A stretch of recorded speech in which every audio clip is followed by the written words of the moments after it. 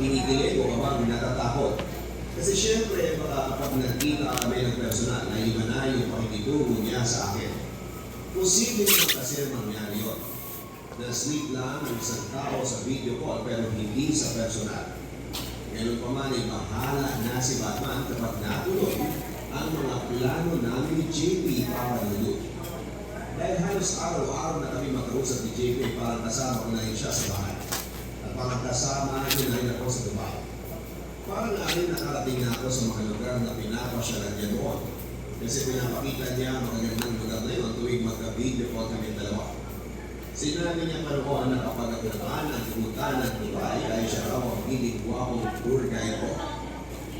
Kumusta naman tayo ng ultimate crush mo? Ano mo na sa akin? Muli niya ako tinutulungan noon sa pagkabalot ng may papadala kong libro sa order sa akin online.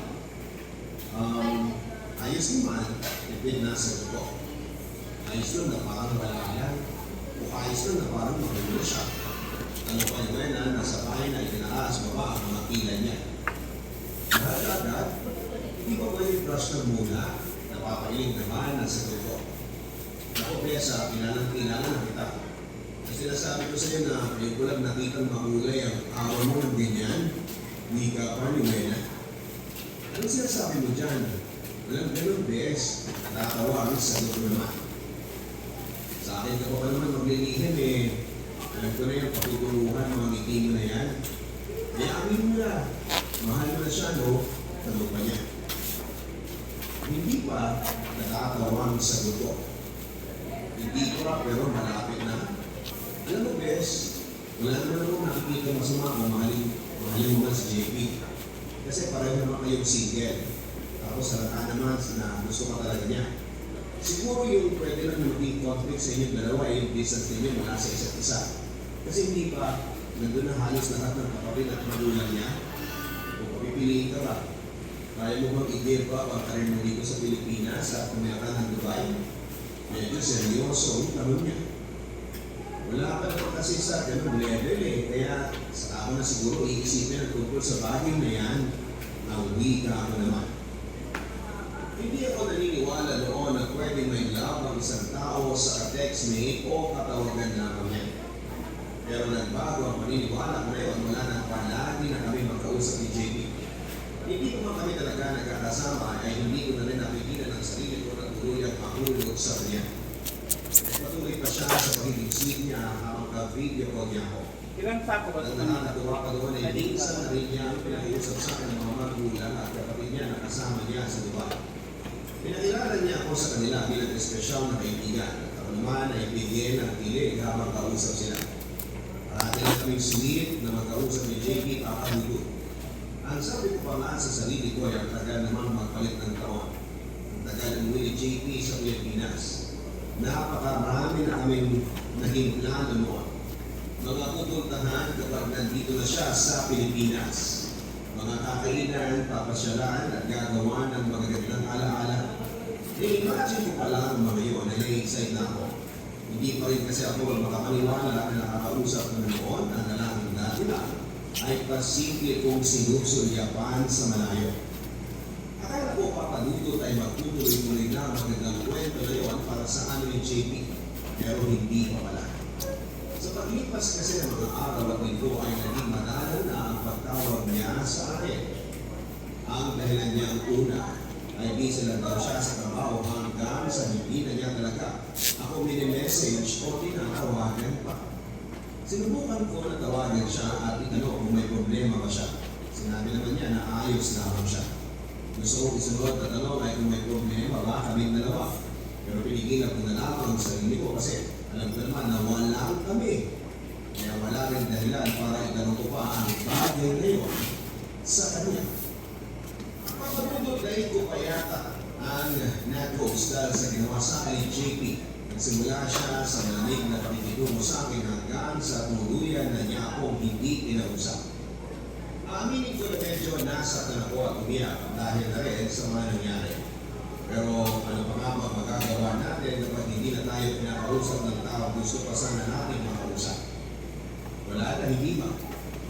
Kasi hindi na natin pwede pagsisigan ang sarili natin sa taong pinaparamdam sa atin na bagay malaki lamang tayo sa kanya.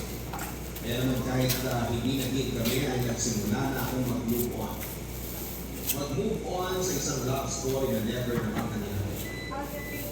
Muli na lang ako nag-focus sa pagsusulat ko at tama ang sinabi nila papagugod kapag may umares ay may magandang kapalit na darating. Kasi nang parang ngayon na nasasaktan ako ng dahil kay JP ay naging sunod-sunod naman ang blessing sa career ko.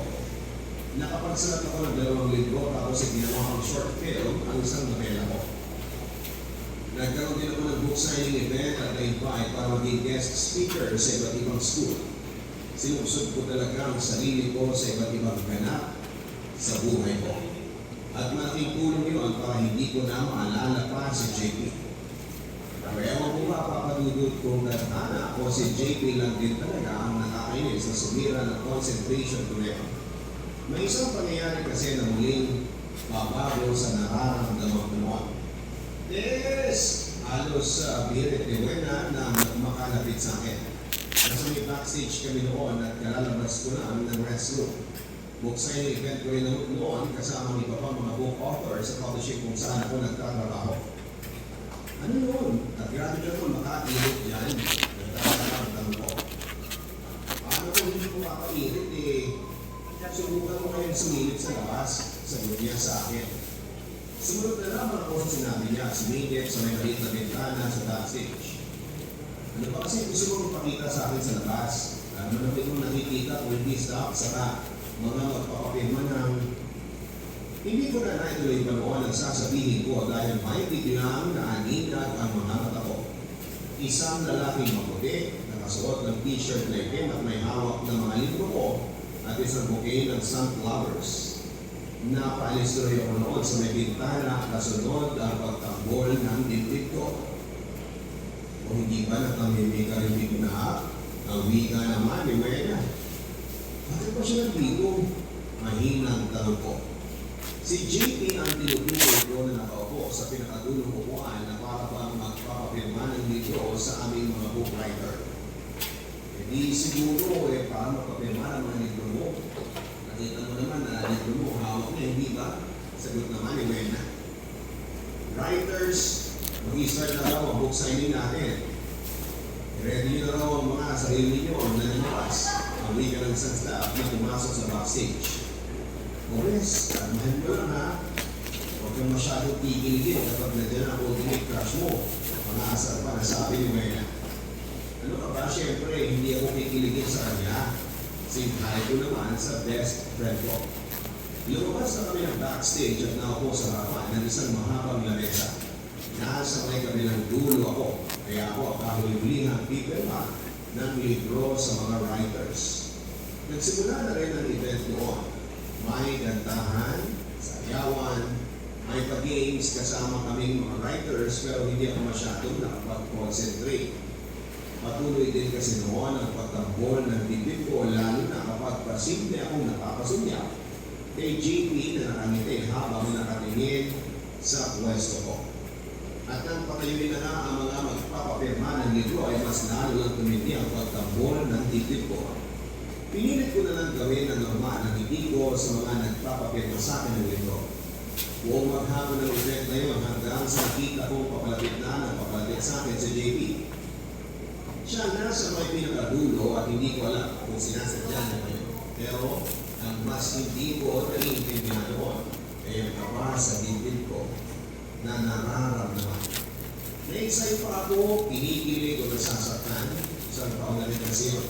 Isang taon na wala nang parang niya akong iniwan sa ere. Kaya mo ay wala siyang ginawa bago niya akong tuluyang hindi kinausap. Hindi ko alam kung ano ang dapat kong sabihin sa kanya kapag nagkakarap na kami. Dapat ko ba siyang tingnan ng paliwanag o dapat mapala na kong sabihin dahil wala naman kami naging relasyon. Ay, bahala na. Medyo kong sesa, hindi ka ng babae na nagpapirma sa akin. Hanapin. Mag-ingat din kayo sa pag-uwi niyo mamaya, sagot naman sa kanya. Dahil magdadapit hapon na noon. Gusto ang mga taong nagpapapirma ng libro at iisa na lamang ang nakikita ko papalapit sa pwesto. Hello, Tessa. Pwede magpasign itong mga libro mo na kamiting talong sa akin ng JP. Umiti rin ako sa kanya habang binubulungan ang sarili ko. Nagkakakabahan kesa, si JP lang yan. Relax, okay, relax lang kesa. Oo naman, yung mga ito mga libro, Kuya JP ha, higa ko. Kinuha ko na ang 3 libro na hawak niya at sinula kaya naman. Kahit pala ako ng dedication sa book. Umulagay na Kuya ha, JP lang. Sabi ko naman kasi sa'yo na JP lang ang itawag mo sa akin, hindi ba? Nakangiti pa rin bika niya. Pakiramdam ko noon ay natutunaw na ako sa pagpiling na ginagawa sa akin ng malikit at sinipin niya ang mga mata. Oo na pala, sige, walang problema JP, sagot ko. Pinilisan ko na lamang ang pagsusulat ko ng dedication sa mga libro para matapos na rin ang nakakatabang pag-uusap namin yun. Ito na yung mga books. Salamat sa pagpunta dito sa event namin. Sa dito sa mga sunflowers mo, wika ko naman. Wala yun. Tinapat ko lang din naman ang pangako ko sa'yo na pupuntahan kita at magpapapirma ko ng mga libro mo. Kaya ito nga sa wakas ay nakita na ulit tayo in the flesh. Tungkol niya. Naalala ko na naman ang mga pangako na binitawan niya sa akin noon. Yung mga plano namin gawin at puntahan kapag nakauwi na siya ng Pilipinas. Mga plano na alam ko hindi na namin pwedeng gawin pa. Oo nga eh. Sige, salamat ulit ha. Ingat ka mamaya sa pag-uwi mo kasi yung pagtatabi ko sa kanya.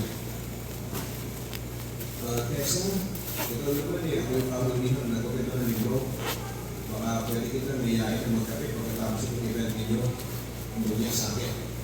Nakapalago ako ng laway kasunod ng tigil ng pagiging ng mga namin ko. Sorry JP, hindi ako pwede ngayon eh. Susundin din kasi ako ng boyfriend ko pagkatapos ng event. Tugod ko sa kanya. Nakita ko ang biglang pagmabago ng ekspresyon ng mukha ni JP.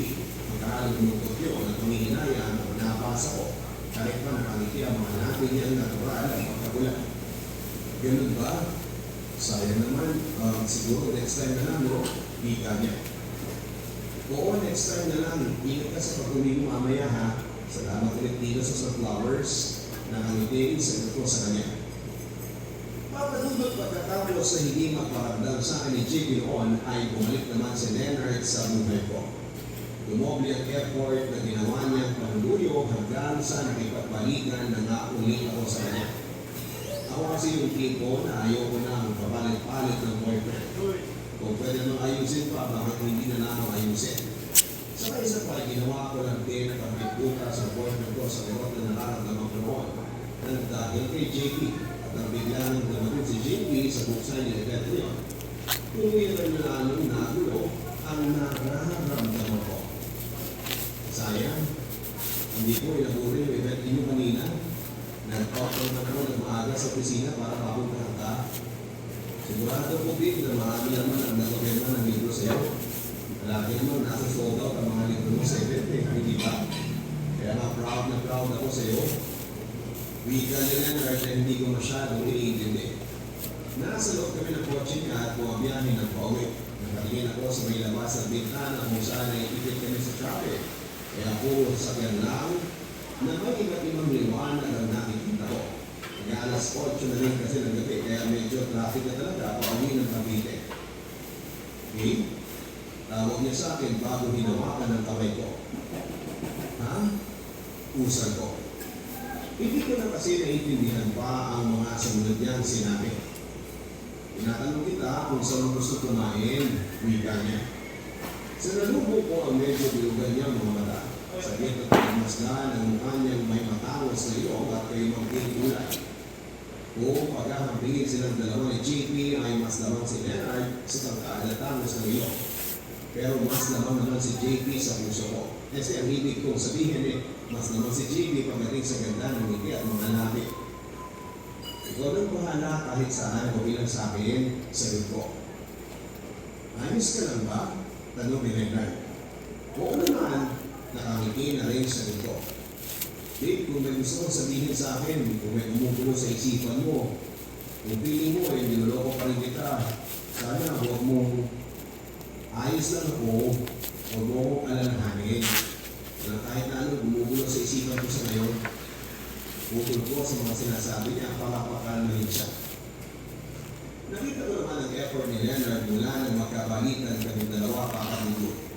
Palagi niya akong ina-update sa bawat oras sa ginagawa niya kahit na hindi ko naman yun inuutos sa kanya. Ibinigay niya rin sa akin ang password ng Facebook at IG niya pero minsan ay hindi ko pinakialaman yun. Ayoko kasing isipin niya na nawawala na siya ng privacy sa relasyon namin dalawa. Kaya unti-unti ay muli kong binalik sa kanya ang tiwala ko. Ramdam ko noon, noong una na pati pagmamahal ko para sa kanya ay bumabalik na